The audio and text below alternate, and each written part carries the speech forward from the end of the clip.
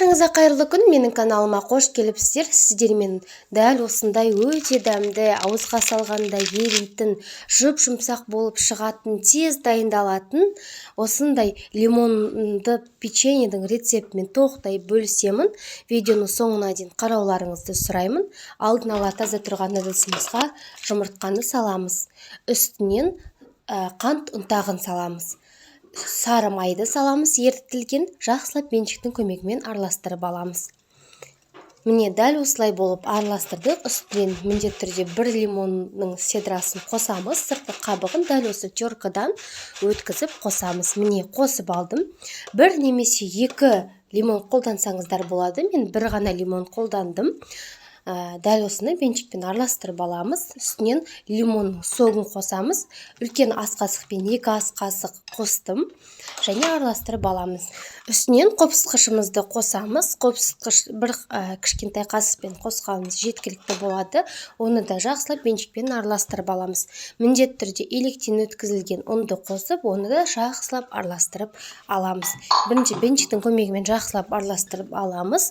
Қоюланғаннан кейін қолымызбен араластырып әп-әдемі қамыр шығарып аламыз. Міне біздің қамырымыз дәл осылай қоюлықта пайда болды. Қатты қамыр жасап қоймаңыздар. Дәл осы описанияға мөлшерлерін жазып қоятын боламын. Міндетті түрде описанияға қарап, дәл сол рецептпен жасасаңыздар, сіздердің де печеньеларыңыз дәл осындай болып шығады.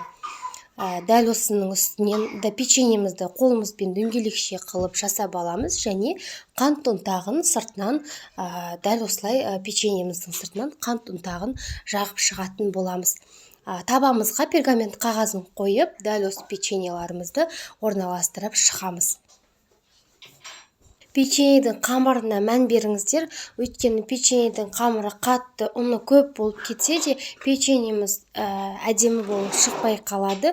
Сол себепті описания бөліміне кіріп, міндетті түрде описанияға қарап, мөлшермен жасасаңыздар өте дәмді болып шығады.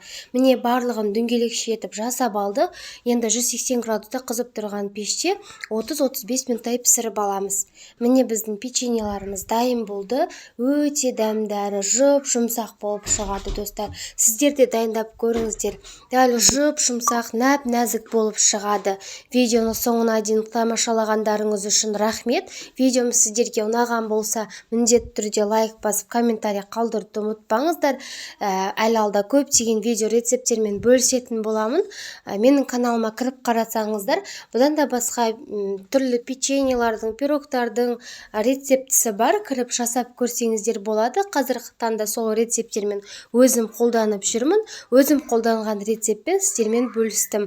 Мені жоғалтып алмас үшін менің арнама міндетті түрде тіркеліп алыңыздар. Келесі арнамда сырный лепешканың рецептімен бөлісетін боламын. Сол себепті менің арнама тіркеліп қойыңыздар және видео салған кезде біріншілердің қатарынан болып көрулеріңіз үшін. Видеом сіздерге пайдалы болады деген үміттемін. Келесі кездескенше сау болыңыздар. Сіздермен болған мен Жансұлу. Ас болсын.